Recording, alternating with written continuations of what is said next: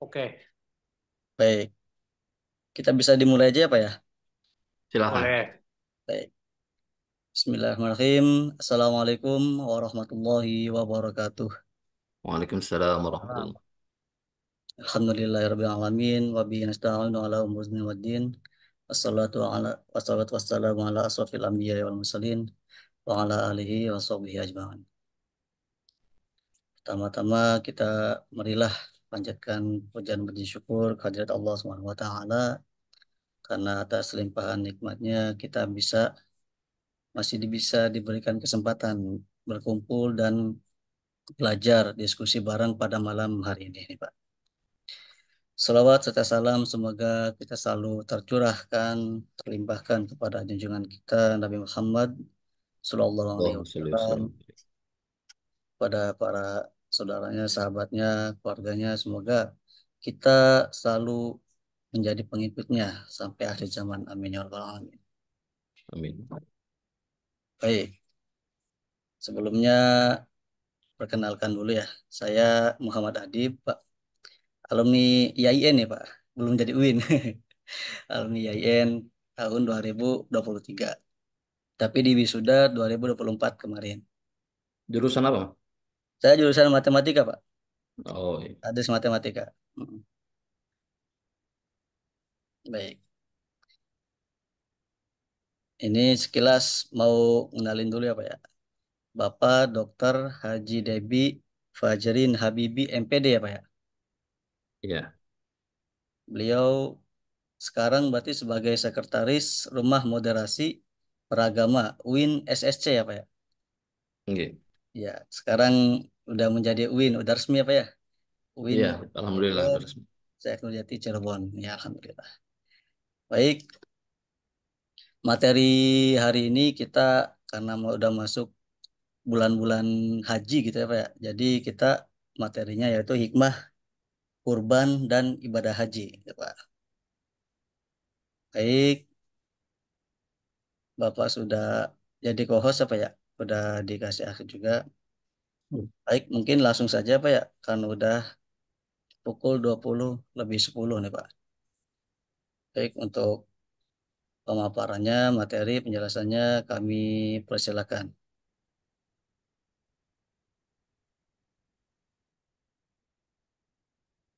Udah kelihatan ya share screen-nya? Ya, udah Pak. Baik, Assalamualaikum warahmatullahi wabarakatuh. Waalaikumsalam warahmatullahi wabarakatuh.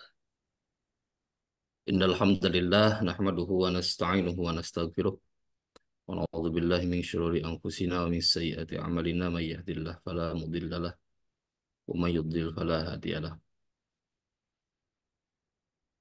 Allahumma shalli wa sallim ala sayyidil bariyah wa ala alihi wa ashabihi ila yaumil qiyamah amma ba'd.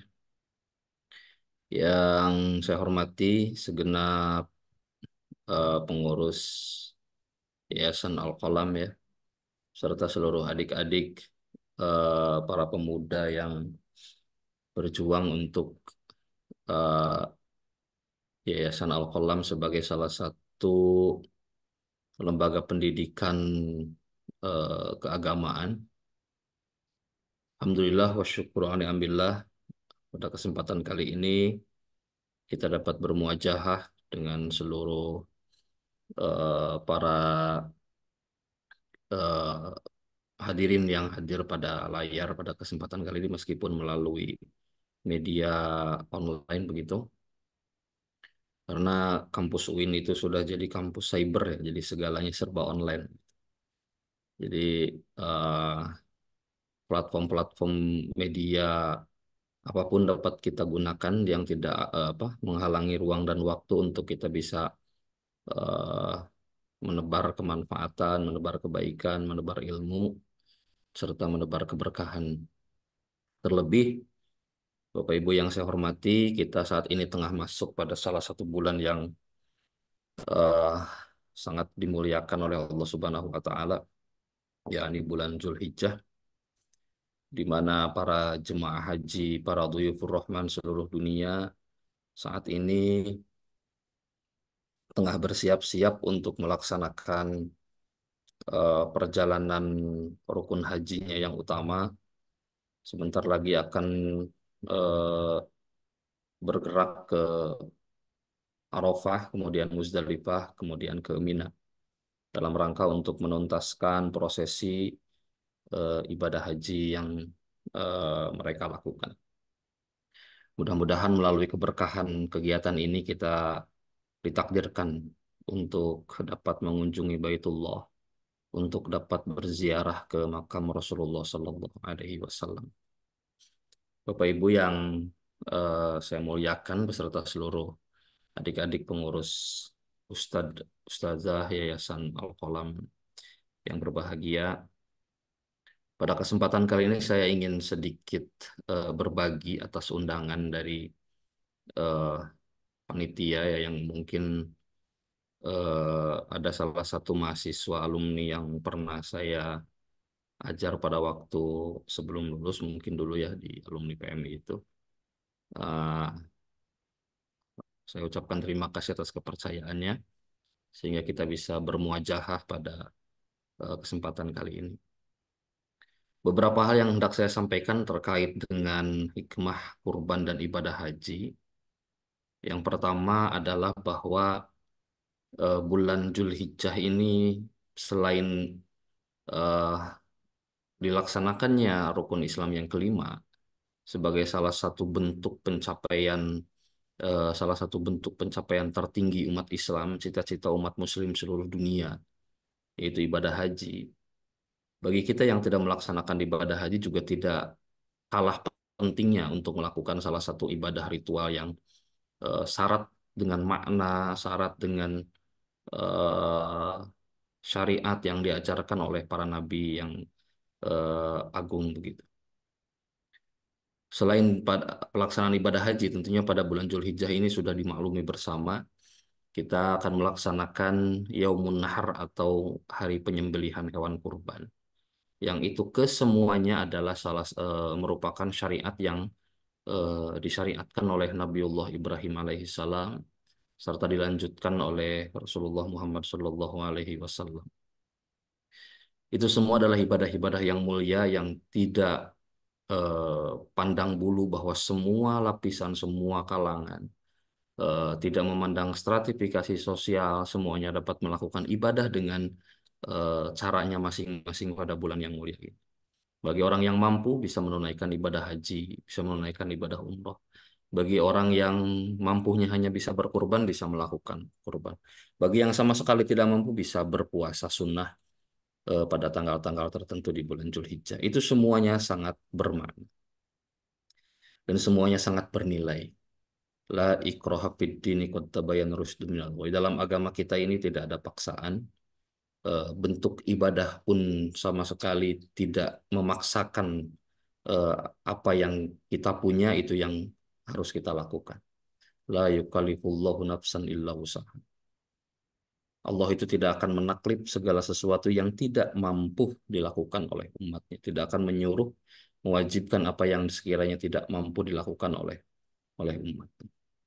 Bapak Ibu yang berbahagia, saya ingin berangkat dari hikmah kurban ya.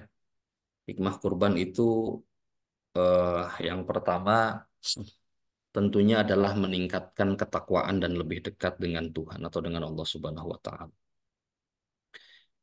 Bahkan dalam salah satu hadis Rasulullah Shallallahu alaihi wasallam itu dijelaskan bahwa siapa yang mendapati dirinya dalam keadaan lapang tapi kemudian dia tidak berkurban maka janganlah ia mendekat tempat sholat kami. Itu saking apa bahwa kurban itu adalah sunnah muakkadah, sunnah yang sangat dianjurkan. Sampai-sampai Rasulullah itu menegaskan bahwa ibadah kurban itu adalah ibadah yang sangat penting. Maka lahu sa'atun walam yudhahi fala yaqrabanna musallana, kata Rasulullah. Siapa yang mendapatkan dirinya dalam keadaan lapang, lapang dalam arti waktunya luas, hartanya luas, kesempatannya luas, tapi tidak berkurban, maka janganlah ia mendekat ke tempat sholat id kami, kata Rasulullah. Ini hadis yang diriwayatkan oleh Imam Ahmad dan Ibnu Majah. Nah, Sejalan dengan hadis tersebut, dijelaskan pula dalam surat Al-Hajj ayat ke-37 yang bermakna bahwa daging atau hewan kurban dan darahnya itu sekali-kali tidak akan sampai kepada Allah, tetapi yang sampai kepadanya hanyalah ketakwaan. Demikianlah dia menundukkannya untukmu agar kamu mengagungkan Allah atas petunjuk yang dia berikan kepadamu. Berilah kabar gembira kepada orang-orang yang muhsin. Jadi Bapak Ibu sekalian, salah satu hikmah dari berkurban adalah meningkatkan ketakwaan dan lebih dekat dengan Tuhan. Sehingga Rasulullah pun menegaskan bahwa orang yang tidak melakukan kurban sementara dia mampu, jangan sekali-kali mendekati tempat sholat. Itu kan salah satu bentuk ultimatum bagi mereka yang mampu tapi kemudian tidak berkorban. Ya. Dijelaskan dalam Quran bahwa daging kurban itu adalah eh, sesembahan yang bukan ditujukan secara fisik kepada Allah. Artinya kita menyembelih hewan itu, hewannya tidak akan sampai kepada Allah. Ini sudah penjelasan langsung dari Allah bahwa darahnya hewannya itu tidak akan sampai kepada Allah. Yang sampai apa? Nilai ketakwaannya. Ya, nilai ketakwaannya. Jadi Bapak Ibu, kita harus malu pada orang-orang yang menabung sekian tahun, serupiah demi serupiah. Banyak kisah-kisah orang-orang yang fakir, orang-orang yang miskin, karena saking inginnya berkurban, sampai mereka merelakan penghasilan hariannya yang sangat-sangat minim itu untuk ditabung, untuk kemudian bisa dilakukan kurban di tahun-tahun yang akan datang. Itu kan hal yang sangat menyentuh kita semua. Semoga kita senantiasa diberikan kemampuan untuk berkurban setiap tahun gitu ya. Ini berkurban itu, mohon maaf ini sekedar sharing yang saya rasakan semenjak saya berumah tangga. Orang yang sudah terbiasa berkurban itu akan kecanduan, ya, akan kecanduan.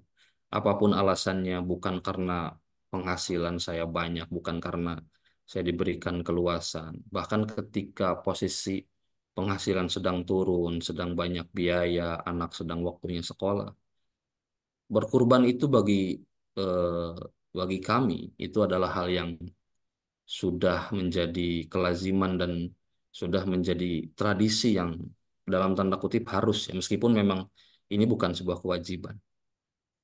Jadi Bapak Ibu, kurban itu dalam fikih ada dua hukumnya. Yang pertama ada kurban yang wajib, yang kedua ada kurban yang sunnah muakkadah.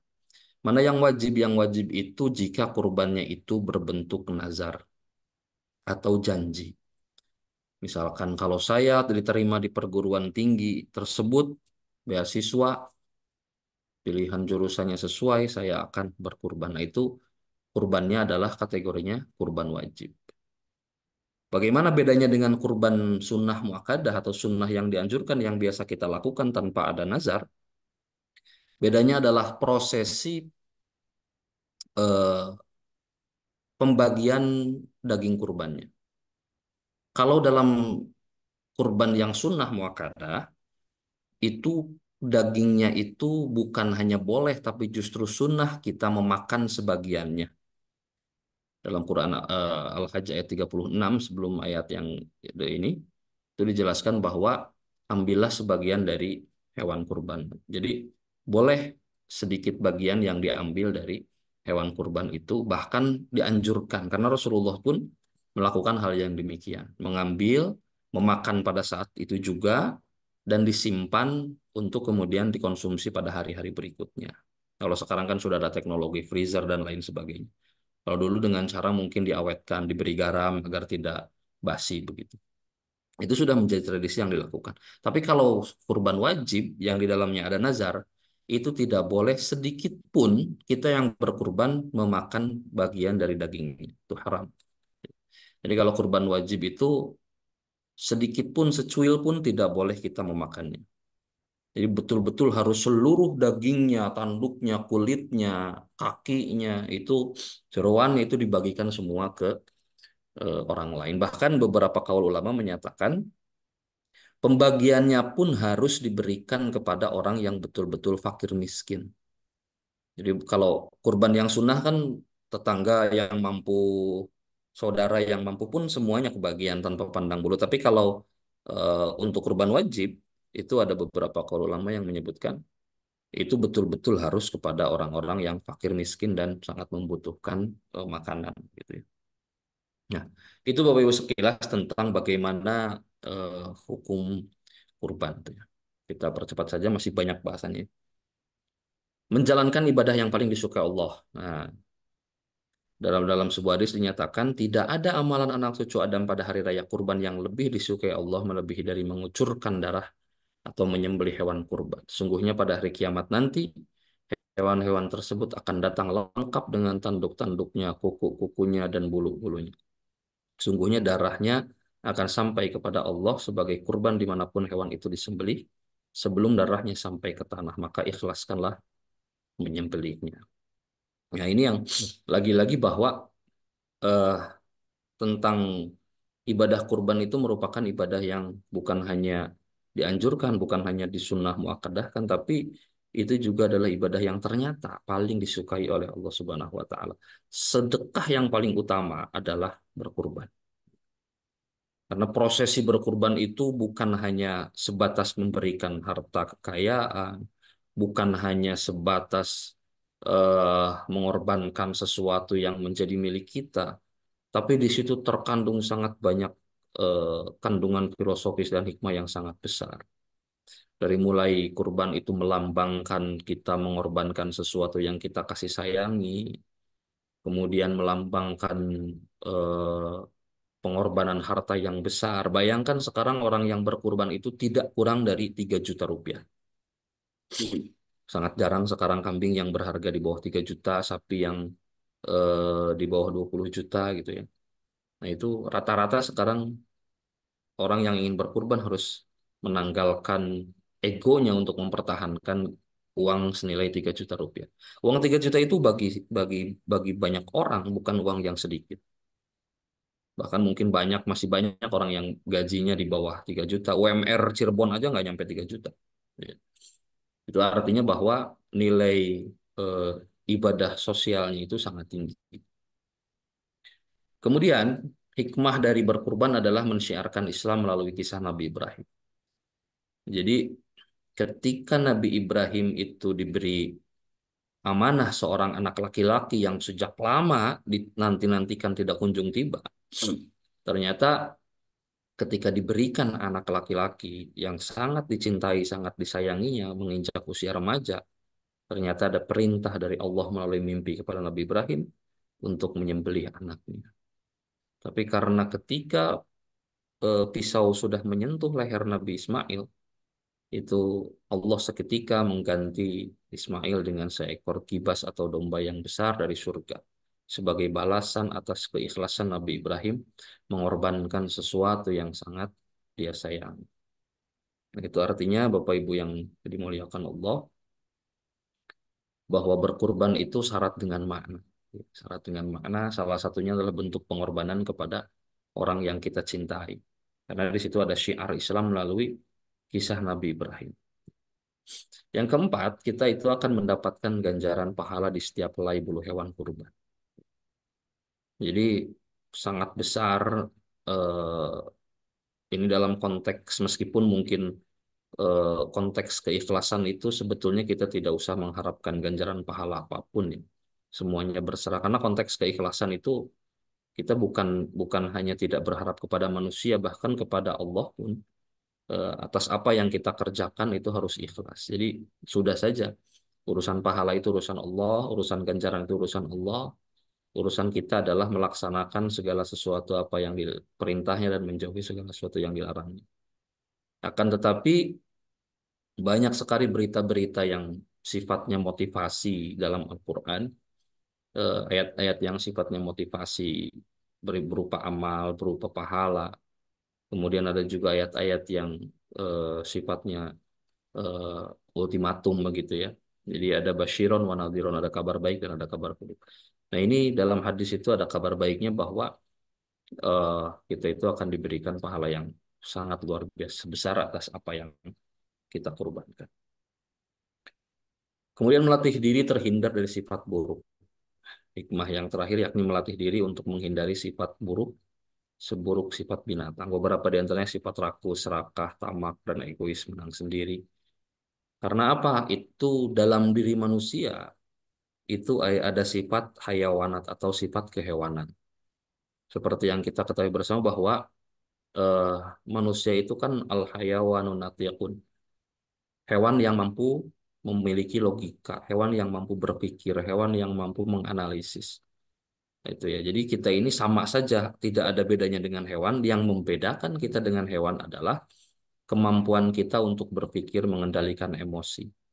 Apabila kita masih memiliki sifat rakus, sifat serakah, sifat tamak, egois, berarti sifat-sifat buruk dari binatang itu masih menempel pada diri kita. Dan semua orang itu memiliki sifat-sifat seperti itu. Nah, bagaimana kita untuk melatih untuk meredamnya? Itu salah satunya adalah dengan berkurban. Simbol dari berkurban adalah menyembelih sifat kebinatangan yang ada dalam diri kita. Kebutuhan kita itu sama dengan binatang. Kita butuh makan, kita butuh berkeluarga, kita butuh minum. Tidak ada bedanya. Yang membedakan adalah bahwa kita akan diberikan perhitungan oleh Allah selain atas apa yang kita butuhkan, tapi juga apa yang kita terima sebagai sebuah amanah dari Allah Subhanahu wa Ta'ala. Itulah Bapak Ibu sedikit tentang hikmah kurban, ya. Nah, sekarang bagaimana dengan haji? Bapak Ibu sekalian, salah satu cita-cita terbesar umat Islam eh, adalah melaksanakan ibadah haji. Jelas dalam surat Al-Baqarah ayat 125, dan ingatlah ketika kami menjadikan rumah itu tempat berkumpul bagi manusia dan tempat yang aman. Ya. Dan jangan jadikanlah sebahagian makom Ibrahim tempat sholat, dan telah kami perintahkan kepada Ibrahim dan Ismail, bersihkanlah rumahku untuk orang-orang yang tawaf, yang itikaf, yang ruku, dan yang sujud. Ini adalah salah satu ayat yang berbicara tentang ibadah haji. Nah, ini juga sama. Jadi negeri dan ingatlah ketika Ibrahim berdoa, ya Tuhanku, jadikanlah negeri ini negara yang aman sentosa, berikanlah rezeki dari buah-buahan kepada penduduknya yang beriman, di antara mereka kepada Allah di hari kemudian, dan Allah berfirman, dan kepada orang yang kafir pun aku beri kesenangan sementara. Kemudian aku paksa yang menjadi siksa neraka, dan itulah seburuk-buruk tempat kembali. Bapak Ibu, kalau misalkan Bapak Ibu ada yang sudah pernah melaksanakan ibadah haji atau umroh, betapa kita akan takjub. Takjub dengan segala sesuatu yang tersedia di Mekah dan Madinah. Saya ketika berangkat ke sana itu heran, kenapa tanah setandus itu, tanah segersang itu, buah-buahan yang ada di sana itu lebih lengkap daripada buah-buahan yang ada di kita. Padahal kita ini tanah yang subur. Lebih hebat-hebat, delimanya besar-besar, jeruknya besar-besar, apelnya besar-besar, pisangnya besar-besar. Mungkin tanah Arab, tanah yang tandus, Mekah dan Madinah mungkin tanah yang tandus, tapi tidak menghalangi datangnya keberkahan, buah-buahan. Mungkin inilah doa yang dijawab oleh Allah yang diucapkan oleh Nabi Ibrahim alaihissalam beberapa puluh abad yang lalu. Jelas Nabi Ibrahim itu berdoa, jadikanlah negeri ini negeri yang aman sentosa, beri rezeki dari buah-buahan. Sangat tidak masuk akal sebetulnya ketika kita bicara Mekah, Madinah, tanah yang gersang, tandus. Tapi kemudian kenapa buah-buahan di sana sangat melimpah? Mungkin inilah doa dari Nabi Ibrahim yang diijabah oleh Allah Subhanahu wa Ta'ala. Segala jenis makanan ada di Mekah dan Madinah itu. Buah-buahan yang bagus-bagus ada di Mekah dan Madinah itu. Padahal mereka tidak mampu menanam, tapi berdatangan. Rezeki berdatangan, sangat dari berbagai penjuru dunia, tidak kurang dari 6 juta jamaah haji setiap tahunnya yang memenuhi Mekah dan Madinah. Semuanya membawa berkah, semuanya membawa rezeki bagi tanah yang tandus itu.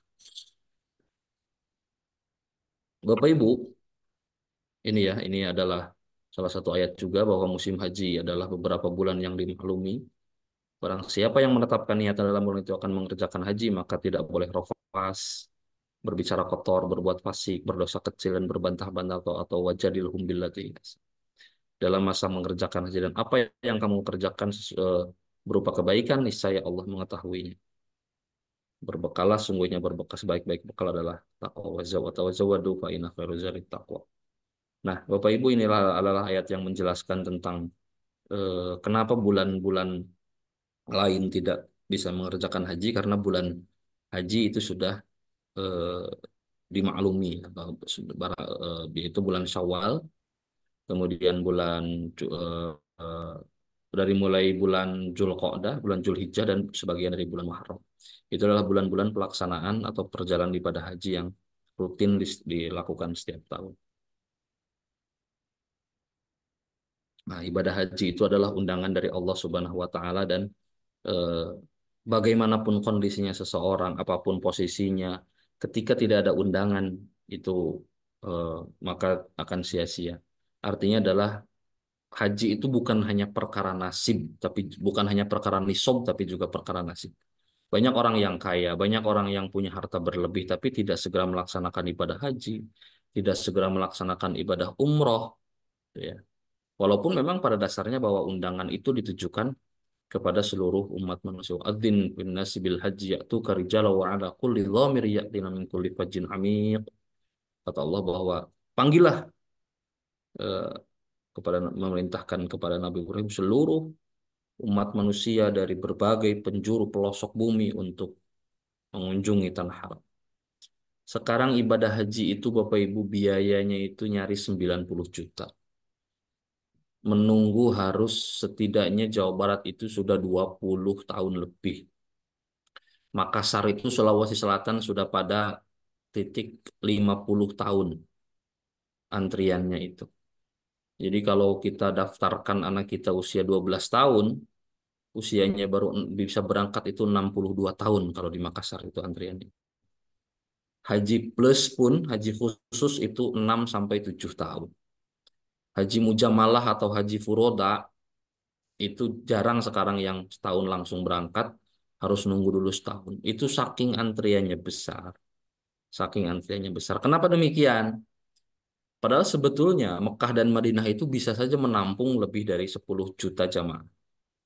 Yang menjadi problem itu adalah ketika pelaksanaan haji itu di Mina. Pada puncak pelaksanaan ibadah haji, kewajiban jamaah haji mabit di Mina. Nah, Mina itu kalau kita ibaratnya kecamatan lah. Nah, di kecamatan Mina itu hanya mampu menampung sekitar 5 juta jamaah. Itu rasionya sudah diberikan space untuk orang yang di Mina itu sebesar 90 cm persegi per orang, rasionya itu. Makanya sekarang ada yang disebut dengan Mina Jadid. Nah, Mina Jadid itu adalah Mina yang baru. Dan itu menjadi perdebatan sampai sekarang. Banyak jamaah haji yang tidak mau melaksanakan haji, tapi mabitnya atau menginapnya itu, bermalamnya itu di Mina Jadid. Karena itu dianggap tidak sah. Karena Mina itu eh, bagiannya itu sudah jelas sejak lama, hanya segitu-gitunya. Sekarang ditambahin sudah mendekat ke Mekah, disebut sebagai Mina Jadid. Banyak orang jamaah haji itu merasa kalau ditempatkan di Mina Jadid merasa tidak sah karena bukan Mina. Mina itu yang betul-betul dulu ketika Rasulullah mabit di situ. Ya.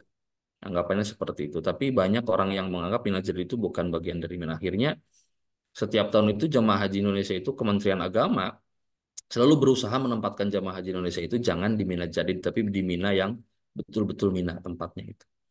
Jadi di Mina itu kapasitasnya itu hanya menampung sekitar 6 juta jamaah saja. Itu dengan rasio per orangnya itu 90 cm persegi, atau 1 meter lah, 1 meter persegi digenapinnya itu. Itu pun kalau tidur dalam tenda dari Mina itu sudah seperti pindang, sudah berjejer, sudah susah bergerak begitu ya. Memang sudah sangat crowded situasinya. Saking membludaknya jemaah haji. Nah, itu alasannya kenapa kuotasi kita itu sangat sangat dibatasi. Hanya sekitar 210.000 per tahun untuk Indonesia ya. Dan itu kuota terbesar kedua. Ya. Nah, itu setiap tahun Kementerian Agama kita itu melakukan negosiasi kepada kerajaan untuk ditambah lagi, ditambah lagi.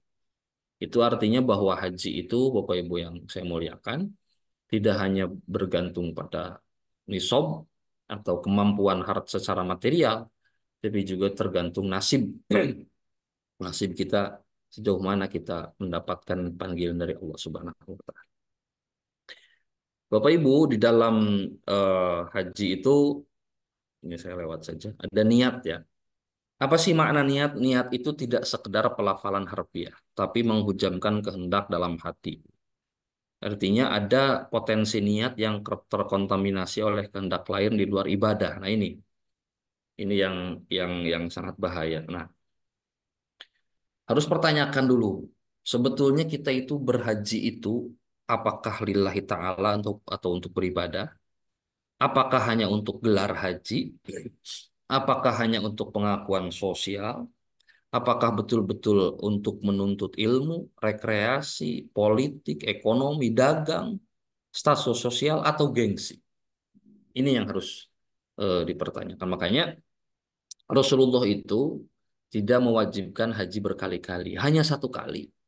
Bahkan Rasulullah pun hanya satu kali melakukan haji itu. Yang beberapa kali itu umrohnya. Kalau haji itu Rasulullah yang satu kali.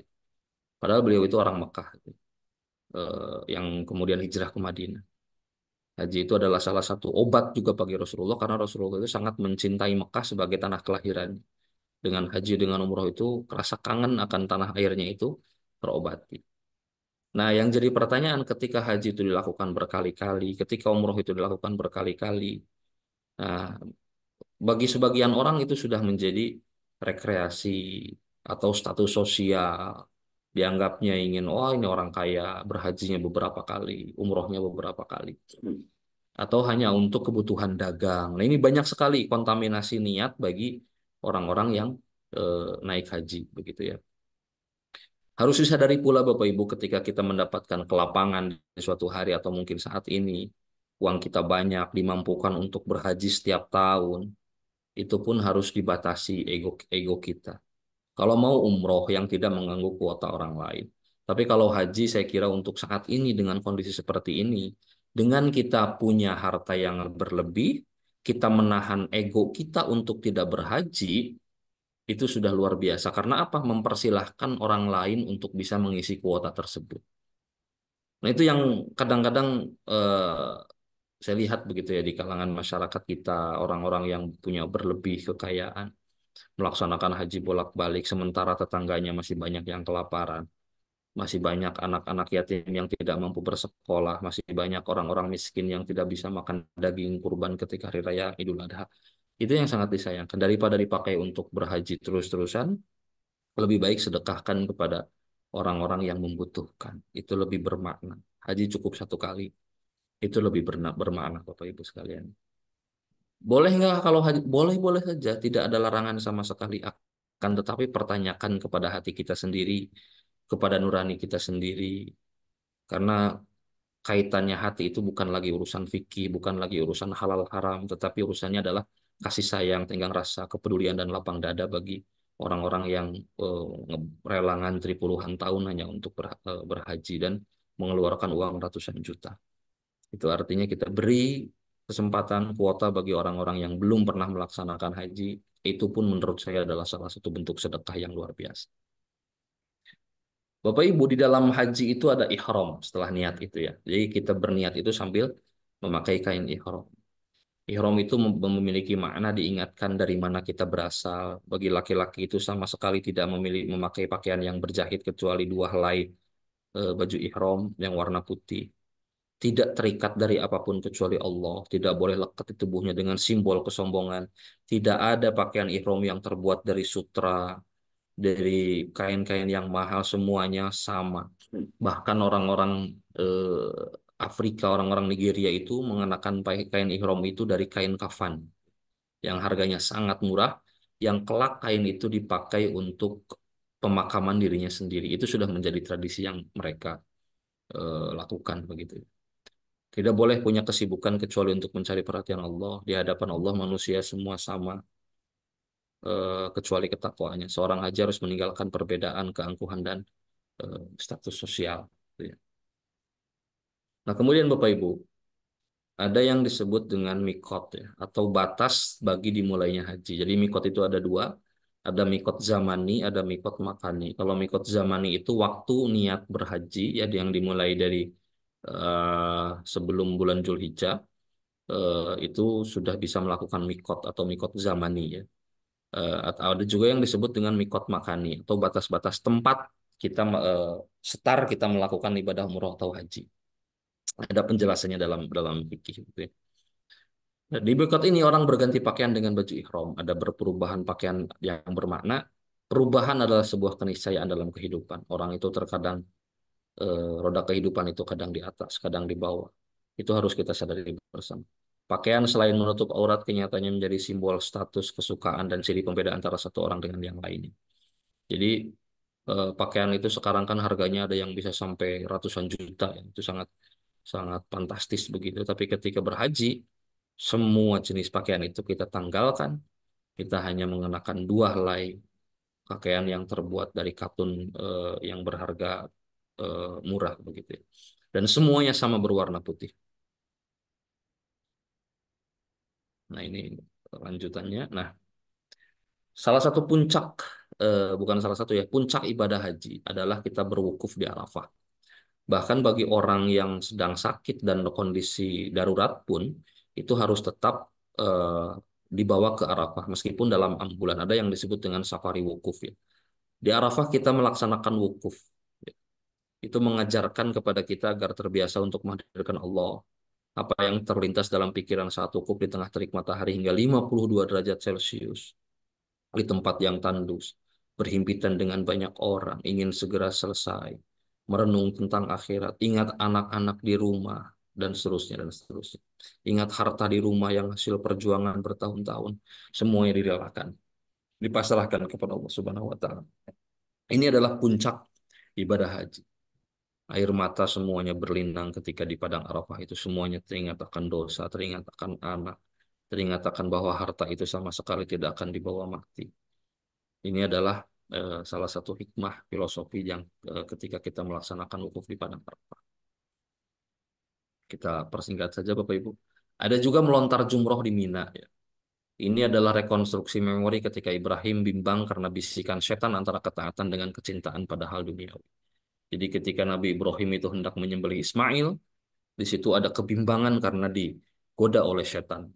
Ini benar mimpi atau ternyata dari setan? Sehingga dia langsung melempar setan itu dengan ucapan rojman li syayatin waridan rahman. Itu merupakan kebulatan tekad untuk konsisten melawan dorongan nafsu setan. Kemudian ada tawaf mengelilingi Ka'bah sebanyak 7 kali. Merupakan sebuah tindakan simbolik yang menggambarkan pengabdian total kepada hamba Allah, kepada Allah semata dan merupakan penegasan tauhid. Ka'bah adalah pusat konsentrasi ibadah orang setiap setiap orang-orang beriman setidaknya 5 kali sehari semalam setiap muslim menghadap Ka'bah. Jadi tawaf itu bentuk kita mengapresiasi seluruh ciptaan Allah termasuk Baitullah. Ingat, kita itu beribadah bukan kepada Ka'bah, tapi karena Ka'bah itu hanya sebuah simbol. Ka'bah itu sebuah bangunan yang kotak yang tidak bisa apa-apa gitu ya. Kita menyembah tetap hati kita kepada Allah. Tapi karena kita diperintahkan oleh Allah bahwa bertawaf itu kita mengenai Ka'bah, sholat itu menghadap Ka'bah, maka kita yang yang kita tuju adalah Allah, adalah perintah Allah, bukan Ka'bahnya, tapi itu hanya simbol, tapi Allah.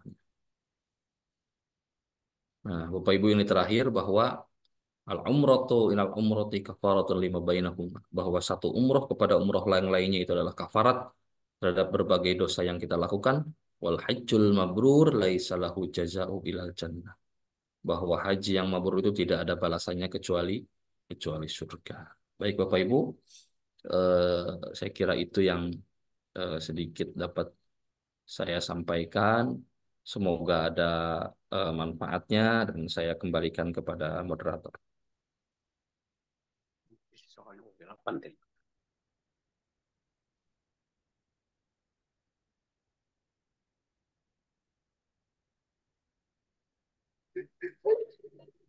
Baik, Alhamdulillah. Terima kasih Pak Debi atas paparan materinya.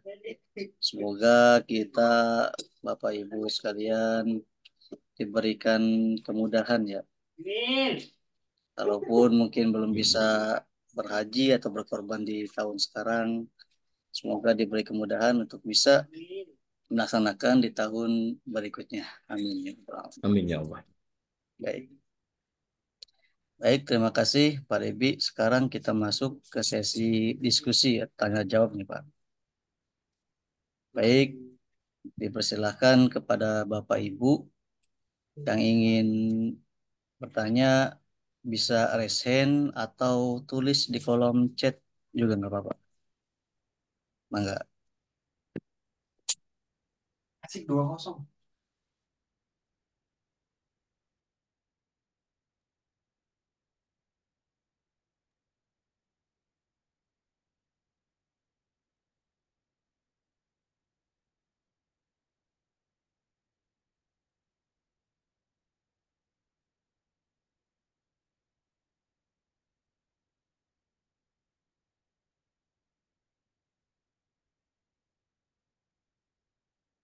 Saya nanya boleh nggak Mas? Baik, di sini ada pertanyaan di kolom chat nih Pak.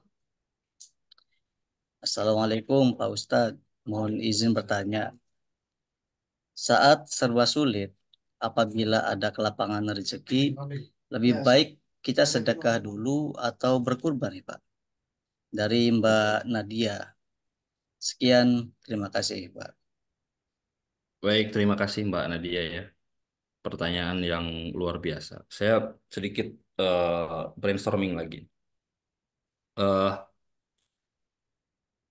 yang pertama mengenai hukum berkorban itu sebetulnya untuk siapa gitu ya. Sebentar. Siapa yang boleh tidak berkorban gitu ya. Intinya seperti itu. Nah, batasan orang miskin atau fakir yang tidak eh,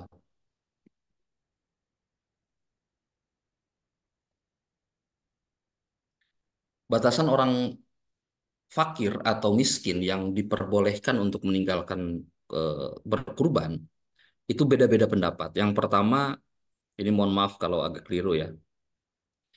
Menurut Imam Syafi'i, batasan orang fakir yang boleh atau eh, batasan miskin bagi yang tidak mampu berkorban, itu yang pertama menurut Imam Syafi'i adalah yang betul-betul tidak mampu atas segala kebutuhan rumah tangganya yang lazim ya, yang lazim loh, ingat kebutuhan rumah tangga yang lazim.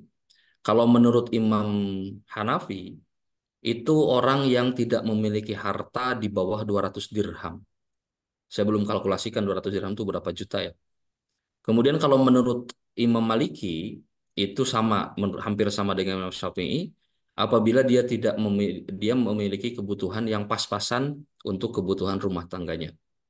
Kalau menurut Imam Hambali, kategori kriteria orang yang miskin yang boleh tidak berkurban itu adalah orang-orang yang tidak mampu, yang sekiranya hanya cukup eh, kebutuhannya itu hanya diperkirakan dalam 1 tahun gitu ya. Jadi misalkan eh, kita punya gaji pas-pasan, tapi itu dalam 1 tahun itu kita betul-betul tidak bisa menabung, nah itu dikategorikan tidak usah berkurban. Tapi selama misalkan ternyata ada kelebihan nih dari kebutuhan yang lazim itu, nah itu ternyata nah makanya agak sulit memang menentukan sebetulnya mana batasan kemampuan secara material kita untuk kita bisa berkurban atau tidak. Itu agak agak agak sedikit sulit begitu ya.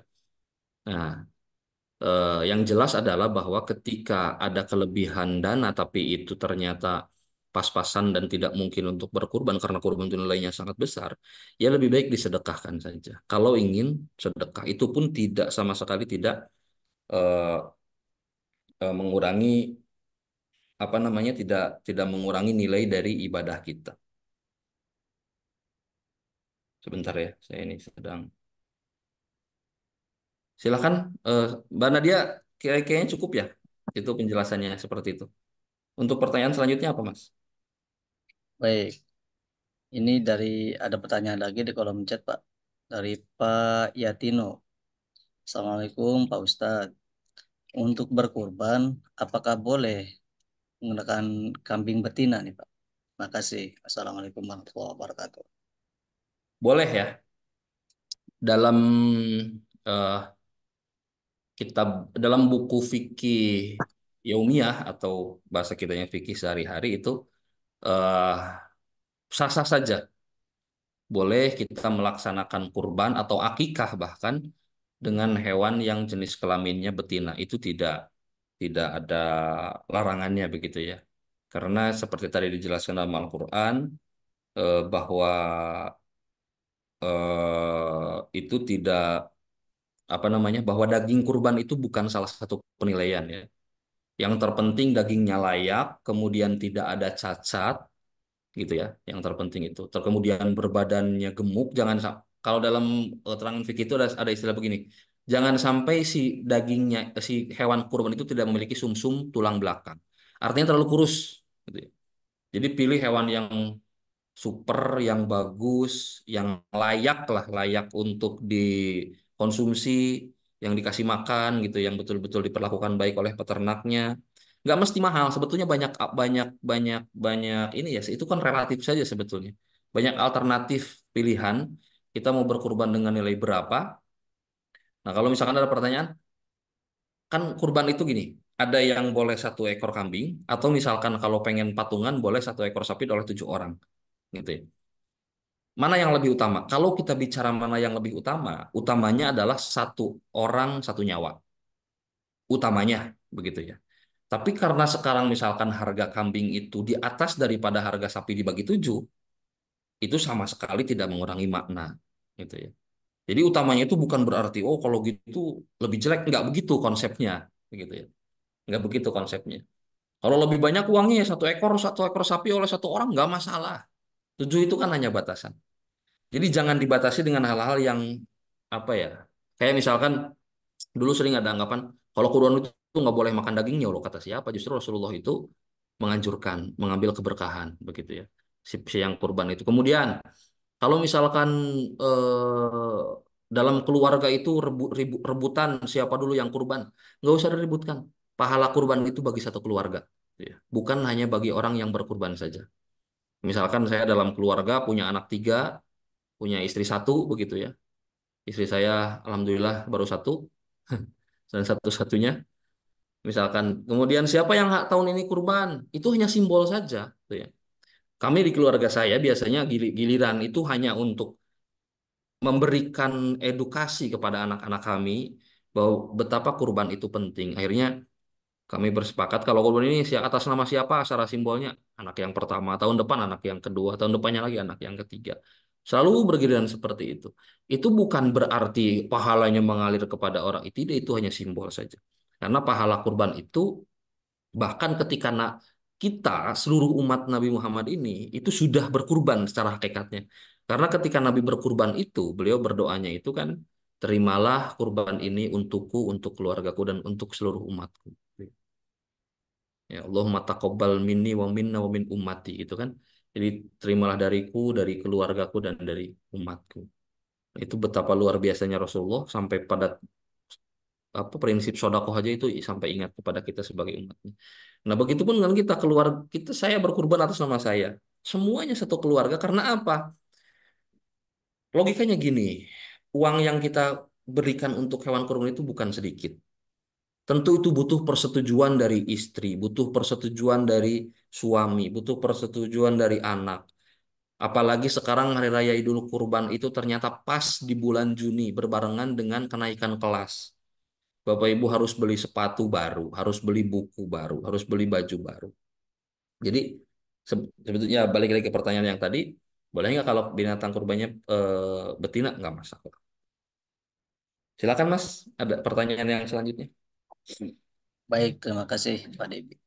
Jadi untuk kurban misalkan pas-pasan ya Pak ya. Jadi mungkin bisanya membeli satu hewan, tadi kambing, jadi bisa untuk keluarga juga ya Pak ya, atas nama keluarga. Iya, nggak masalah. Walaupun misalkan yang kurbannya itu atas nama sendiri, itu Hmm. kalau urusan pahala, sudah saya sampaikan tadi bahwa Ya, itu urusan Allah.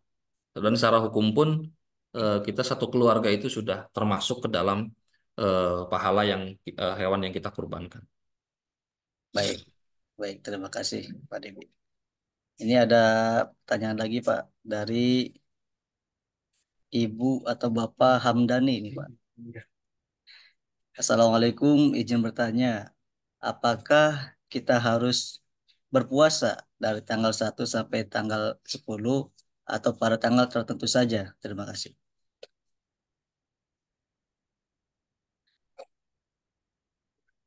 Baik. Di dalam bulan Zulhijjah itu ada tiga kategori puasa sunnah. Ya. Dalam bulan Zulhijjah itu ada tiga kategori puasa sunnah. Yang pertama ada yang disebut dengan puasa Zulhijjah. Puasa Zulhijjah itu tanggal 1 sampai dengan tanggal 7. Ya. Itu disebut dengan puasa Zulhijjah. Tanggal 8-nya disebut sebagai puasa Tarwiyah. Ya. Tanggal 9-nya disebut sebagai puasa Arafah. Puasa Tarwiyah itu ketika jamaah haji melakukan perjalanan menuju Arafah itu disebut dengan Yaumut Tarwiyah. Kemudian puasa Arafah ketika para jemaah haji melaksanakan wukuf di padang Arafah itu disebut sebagai puasa Arafah. Itu semuanya sunnah, begitu ya. Nah ini pertanyaannya, apakah kita harus puasa dari tanggal 1 sampai tanggal 10? Tanggal 10-nya haram, nggak boleh puasa. Tanggal 10, 11, 12, 13 itu Lebaran dan hari tasyrik ketika disyariatkan kurban. Jadi kurban itu tidak mesti dipotong di tanggal 10-nya. Boleh tanggal 11, 12, 13 itu disebut dengan hari tasyrik dan seluruh hari itu haram untuk kita berpuasa. Begitu ya. Karena kenapa diharamkan? Karena itu waktu kita untuk menikmati seluruh nikmat yang diberikan oleh Allah Subhanahu wa taala. Jangan sampai ketika ada orang yang semuanya sedang bersenang-senang menikmati makanan yang dihidangkan atas nama Allah, tapi kemudian kita malah berpuasa. Makanya diharamkan. Sama halnya dengan puasa di tanggal 1 Syawal ketika Lebaran. Lebaran puasa itu pun sama, tidak boleh berpuasa. Karena itu adalah hari di mana kita berpesta begitu ya. Berpesta tapi pesta yang positif, mengunjungi kerabat, itu ya, makanya diharamkan. Jadi puasa itu sekali lagi ada puasa Zulhijjah 1 sampai tanggal 7 boleh puasa sunat dilaksanakan. Ada tanggal 8 atau puasa Tarwiyah, ada juga tanggal 9 itu disebut sebagai puasa Arafah. Semuanya sama-sama memiliki makna yang sangat tinggi, memiliki hikmah yang sangat besar. Itu barangkali Mas Adib. Baik, terima kasih Pak. Ini mungkin ada tambahan dari saya Pak ya. Nanya Pak, masih terkait puasa ini. Kalau misalkan ada yang masih punya hutang puasa kodok di bulan Ramadan dan mau puasa juga di bulan Dzulhijjah ini nih, Pak.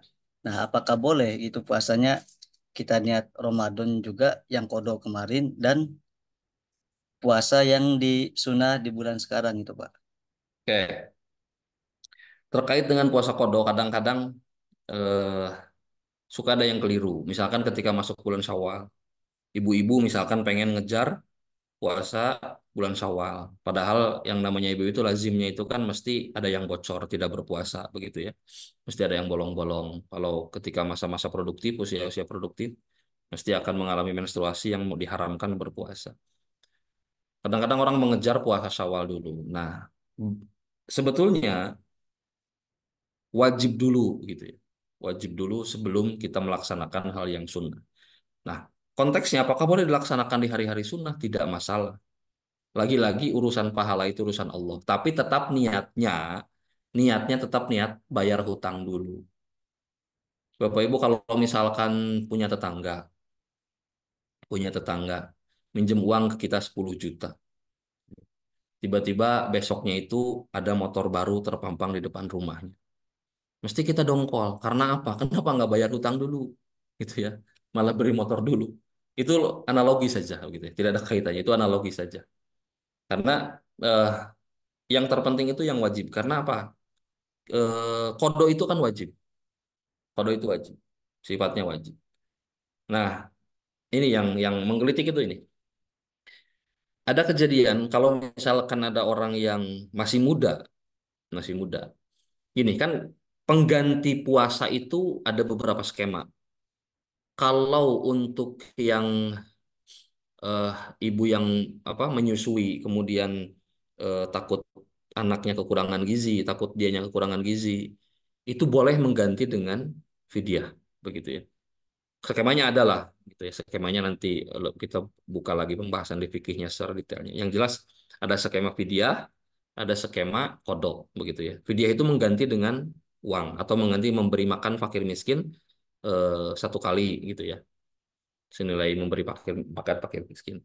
Nah, gimana kalau misalkan ada kasusnya tidak mampu dalam setahun, sakit tapi tidak permanen sakitnya, lintas tahun tapi uangnya nggak punya sama sekali, nggak ada kemampuan untuk bayar fidyah. Gimana cara mengganti puasanya? Menurut Imam Hanafi, itu dibolehkan kita melakukan qada puasa bahkan ketika lintas tahun, bukan dalam tahun yang sama di bulan Ramadan itu. Tapi itu dilaksanakan ketika dalam kondisi-kondisi darurat saja. Ada lagi pertanyaan, emang boleh kita gonta-ganti mazhab? Bukan gonta-ganti. Mazhab itu memberikan kemudahan. Ketika kita berangkat haji misalkan, kita kan harus tawaf. Tawaf itu harus punya wudhu. Sementara kita harus menggandeng tangan istri kita terus-terusan. Imam Syafi'i kan membatalkan ketika kita bersentuhan kulit antara laki-laki dan perempuan meskipun sudah menikah karena dia itu kan bukan muhrim kita. Istri itu kan bukan itu batal. Hukumnya batal. Gimana konteksnya ketika di Mekah melaksanakan tawaf, bergesekan kulit dengan eh, lawan jenis yang lain? Batal enggak? Enggak, karena kita mengganti wudhu kita dengan cara wudhu Imam Hanafi.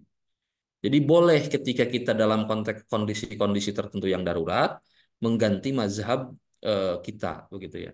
Jadi semua jemaah haji itu pakai wudhunya wudhu Imam Hanafi. Tapi teknis wudhunya pun beda begitu ya. Intinya kasarnya itu lebih basah. Kalau rambut semuanya dibasahin, tangan sampai ke lengan bukan hanya sampai ke siku, kaki sampai betis begitu ya. Teknik wudunya itu seperti itu.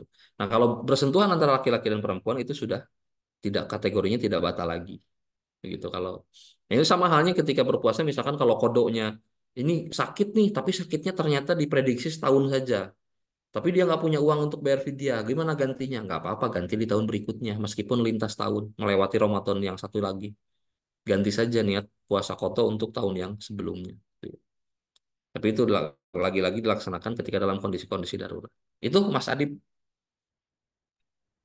Baik, terima kasih Pak Debi ya. Baik, Bapak Ibu, waktu menunjukkan pukul 21:05. Barangkali masih ada pertanyaan nih atau sesuatu yang mau didiskusikan, mangga dipersilahkan untuk bisa tulis di kolom chat juga atau resen langsung on mic, on cam juga nggak apa-apa, mangga.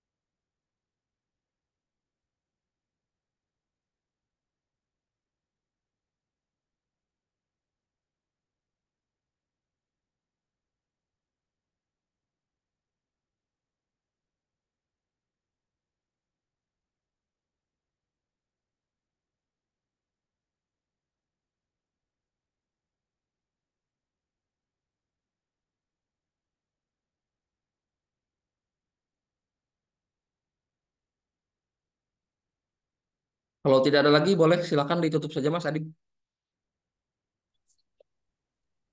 Baik, Pak. Mungkin kalau ini dirasa udah cukup, Bapak Ibu, kita cukupkan saja ya untuk sesi malam hari ini. Semoga apa yang kita dapatkan bisa bermanfaat dan memanfaatkan untuk kita bersama. Amin ya rabbal alamin. Amin ya Allah. Baik, sebelum ditutup, dipersilakan kepada Pak Debi barangkali ada statement penutup gitu Pak. Mangga. Baik, terima kasih. Baik Bapak Ibu yang saya muliakan, sedikit apa yang kita sharing pada kesempatan kali ini mudah-mudahan senantiasa ada kemanfaatan dan keberkahan dari Allah Subhanahu wa taala. Semoga kita senantiasa diberikan kemampuan oleh Allah Subhanahu wa taala untuk bisa melaksanakan ibadah haji, bisa berkurban setiap tahun dan bisa melakukan ibadah-ibadah yang lainnya. Semoga dengan berpartisipasinya Bapak Ibu pada kesempatan kali ini senantiasa menjadi satu amal soleh di hadapan Allah Subhanahu wa taala sehingga bisa menjadi satu kebaikan timbangan amal kebaikan kita di hadapan Allah Subhanahu wa taala. Eh, Sedikit mengenai ibadah haji dan kurban bahwa sekali lagi haji dan kurban itu merupakan ibadah yang maha dahsyat ya. Itu konteks sosial dan ritualnya sangat sangat sangat tinggi. Idul Adha juga merupakan hari raya yang terbesar gitu ya bagi umat Muslim dibandingkan Idul Fitri karena di dalam Idul Adha itu terdapat nilai-nilai filosofis yang kental dengan sejarah, kental dengan nilai-nilai ibadah yang dilakukan oleh pendahulu kita, nabi-nabi kita di zaman yang lalu. Kemudian kurban juga adalah satu alternatif ibadah yang menurut saya sangat layak untuk kita rutinkan. Berapapun kemampuan kita dengan berbagai cara pun kita tidak usah fanatik. Jangan bilang kurban itu harus langsung, tidak boleh arisan, tidak boleh. Menurut saya itu hal yang sia-sia begitu ya. Jadi apapun skemanya dengan tabungan kah, dengan arisan kah, dengan apapun skemanya yang penting dengan cara yang halal itu boleh-boleh saja dilakukan gitu ya. Yang terpenting sesuai dengan syariat Islam, tidak melanggar aturan-aturan yang telah dibakukan. Karena pada hakikatnya kurban itu tidak akan diterima oleh Allah dagingnya, tidak akan diterima oleh Allah kulitnya, tapi yang diterima oleh Allah hanyalah keikhlasannya. Begitupun dengan haji. Jauh-jauh kita mengunjungi Makkah Al-Mukarramah, Madinah Al-Munawwarah untuk mengunjungi Haramain itu tiada lain hanya untuk ingin mencapai keridhaan dari Allah Subhanahu wa taala. Bukan gelarnya yang diterima oleh Allah, bukan pikniknya, bukan tamasyanya, bukan dagangnya, tapi lagi-lagi juga keikhlasannya. Kita mengeluarkan uang ratusan juta, antri puluhan tahun hanya untuk mencapai haji yang mabrur, haji yang eh, diberikan nilai surga di hadapan Allah Subhanahu wa taala. Kita juga doakan semoga para jemaah haji kita yang saudara-saudara kita yang melaksanakan ibadah haji dan seluruh duyufur rahman, seluruh jemaah haji dari penjuru dunia diberikan keselamatan oleh Allah Subhanahu wa taala, diberikan kekuatan untuk bisa melaksanakan wukuf di padang Arafah, untuk mabit di Muzdalifah, untuk melontar jumroh di Mina sampai pulang lagi ke tanah air masing-masing, serta membawa gelar haji yang mabrur, mabrurullah, makbul, diterima oleh Allah Subhanahu wa taala. Ala hari ini ya Al-Fatihah. Wabillahi minasyaitonir rajim.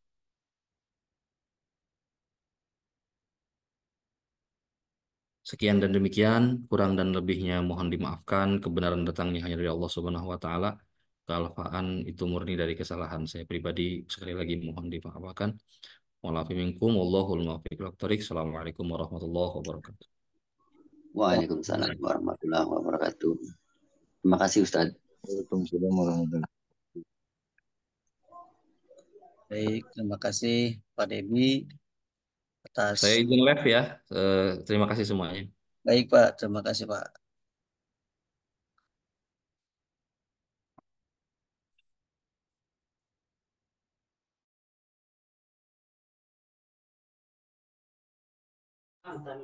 Baik, terima kasih Bapak Ibu. Di akhir ya, terima kasih. Mohon maaf bila ada kesalahan. Wassalamualaikum warahmatullahi wabarakatuh.